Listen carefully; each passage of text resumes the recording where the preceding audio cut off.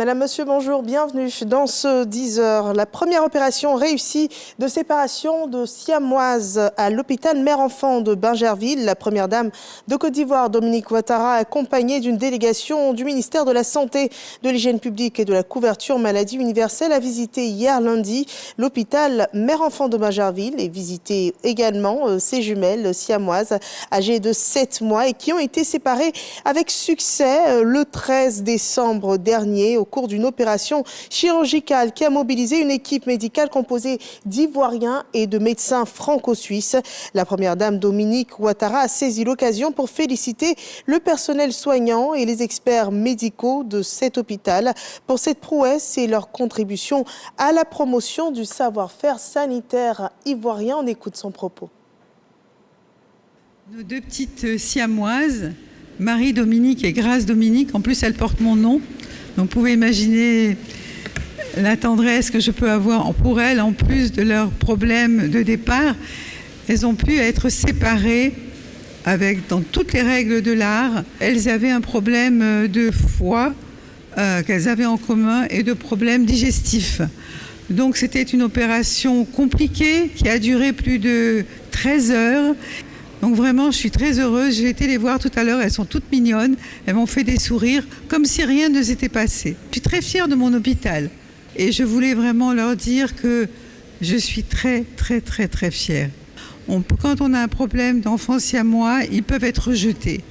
Et aujourd'hui, bien sûr, ce n'est pas le cas. Ils sont des enfants normaux qui vivront toute leur vie normalement. Bravo à nos médecins et merci à tous. Un grand succès du système sanitaire ivoirien. Sur l'affaire du bateau chargé de nitrate d'ammonium au large d'Abidjan, le navire Zimrida et sa cargaison ne représenteraient aucun danger pour les populations ivoiriennes, a déclaré les autorités portuaires dans une déclaration, dans un communiqué publié hier, à l'issue d'une réunion impliquant toutes les parties prenantes de cette affaire. Le navire Zimrida enrage au large des côtes ivoiriennes depuis le 30 décembre dernier pourra donc accoster à compter de ce mardi 7 janvier au port d'Abidjan.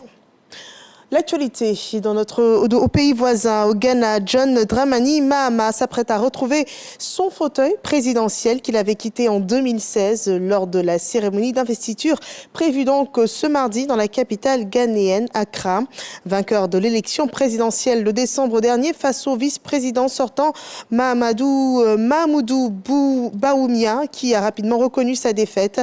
Le nouveau président hérite d'un pays qui est confronté à d'importants défis. Dans ses premières déclaration, le président élu du Ghana a placé la lutte contre la corruption et le soutien à la jeunesse au cœur de ses priorités. L'actualité en RDC, en République démocratique du Congo. Constant Muntamba a fait le point hier 6 janvier 2025 à Kinshasa sur la situation sécuritaire et précisément sur la situation des membres du gang urbain arrêtés et condamnés à mort dans le cadre de l'opération Zéro Kuluna Ndobo, une opération menée conjointement ces dernières semaines par son ministère, donc le ministère de la Justice et celui de l'Intérieur. Le garde des Sceaux a rappelé que si la RDC est déterminée à faire appliquer la peine prononcée, c'est seulement après l'épuisement de différents recours et appelle que la peine capitale est exécutée. 11 procès ont été organisés depuis décembre selon le ministre de la Justice et le garde des Sceaux. Une centaine de jeunes membres du gang dit Kuluna ont ainsi été condamnés à mort en première instance. Et puis l'on se souvient, il y a 10 ans, jour pour jour, le 7 janvier 2015, la rédaction du journal satirique Charlie Hebdo était la cible d'un attentat perpétré par 2 terroristes, un commando qui s'est introduit dans la rédaction du journal et abattait froidement plusieurs dessinateurs dont Kabu, Tignous, Wolinski, Charb et Honoré. L'attaque fera 12 morts et provoquera une onde de choc en France, mais aussi partout dans le monde et dans le monde de la presse, avec le slogan « Je suis Charlie » qui s'affichera sur des pancartes et dans toutes les manifestations sur toute la planète. Voilà qui met un terme à ce flash d'information. Merci de nous avoir suivis. On se retrouve à 13h pour le journal.